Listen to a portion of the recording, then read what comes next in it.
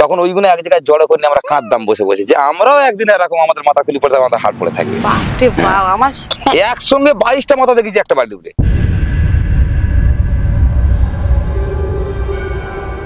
আপনারা যে জঙ্গলে যান, এত ভিতরে ভিতরে ঢুকছেন, যেটা আমি একটা নাম ছিল হলদিবাড়ি, যেটা বা আরেকটা কি নাম বলছিলেন, হাজরাখালি।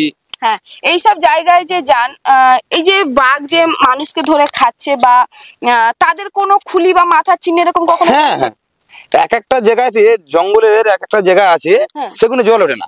জল ওঠে না? এত বড় আয়লা হয়ে গেছে, এত বন্যা হয়ে গেছে, সেগুলো জল ওঠে না। মানে অনেকটা উঁচু, অনেকটা উঁচু। সেখানে দুলপোকাশ হয়ে রয়েছে, তারপরে পাখিতে ধরো কুল খেয়ে পায়খানা করেছে, কুল গাছ হয়ে রয়েছে, কোথাও হয়তো দেখা যাবে তোমার জিউলি গাছ হয়ে রয়েছে। হ্যাঁ, এত উঁচু উঁচু বাড়ি, সে জায়গায় নোনা জল ওঠে না। সেই সব জায়গায় বাঘ এসে মানুষ ধরে নিয়ে খায়।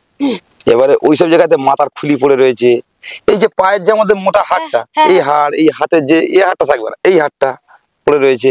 আমরা মাঝে মাঝে গিয়ে যখন জঙ্গলে এই ধরো 5-7 বছর আমি আর গুরু মহারাজের সঙ্গে যাচ্ছি না, আমি নিজে এখন বউ বাচ্চা নিয়ে জঙ্গল করছি, ওইসব বাড়ির উপরে এখন আর যাইনি। যখন যেতাম তখন ওইগুলো এক জায়গায় জড়ো করে নিয়ে আমরা কাঁদতাম বসে বসে, যে আমরাও একদিন এরকম আমাদের মাথা খুলি পড়ে আমাদের হাড় পড়ে থাকবে। আমার শুনেই তো কেমন, সেগুলো আমাদের কষ্ট হতো দেখলে, যে আমার মতন একজন এই জীবিকা নির্বাহ করার জন্য, আমার মতন একজন এই পয়সার অভাবে, অর্থের অভাবে মাছ ধরতে এসে বা মধু কাটতে এসে তাকে বাগে নিয়ে গেছে, তাকে খেয়েছে, এইসব পড়ে আছে, আমাদেরও একদিন এরকম পড়ে শেষ হয়ে যাবে, এইরকম আমরা চিন্তা করতাম। মানে ওই এক জায়গা করে কান্নাকাটি করতাম, দুঃখ করতাম। মানে শয়ে পড়ে থাকতো নাকি?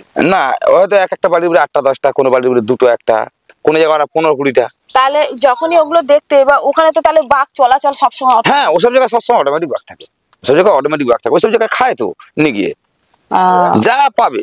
হ্যাঁ, একসঙ্গে 22টা মাথা দেখেছি একটা বাড়ি উঠে, ওই মাথার খুলি। কোন জায়গাটা ওটা? ওটা হচ্ছে তোমার হায়রাখালি দ্বীপে। হ্যাঁ, 22খানা মাথা, 22খানা মাথার খুলি পড়ে রয়েছে। এইসব হাড় গুলো, হ্যাঁ, এই হাতের হাড়, তাছাড়া আর হাড় থাকে না।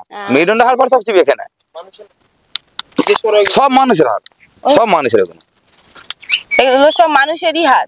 এগুলো সব মানুষের হাড়, মানুষের হাড়। আর হরিণের হাড় সাধারণত পাওয়া যায় না, ওই সিংটা পড়ে থাকে দেখা যায় অনেক জায়গায়, ওইসব বাড়ির উপরে পড়ে থাকে। হরিণ টরিণ তো সব হ্যাঁ খেয়ে নেয়, কিন্তু ওই সব হাড়টা খেয়ে নেয় হরিণের, কিন্তু সিংটা পড়ে থাকে।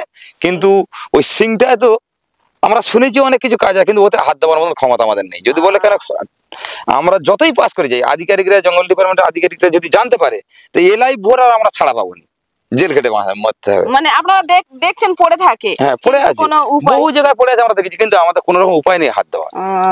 আর বিশেষ করে আমরা যাচ্ছি মাছ ধরতে, মধু কাটতে, 2টো কাঠ ভাঙতে, আমরা কেন ওই কেসের ঝামেলা যাবো? আমরা তো জানি। কাঠ বলতে যখন রান্না করেন শুকনো যে, ওটাই।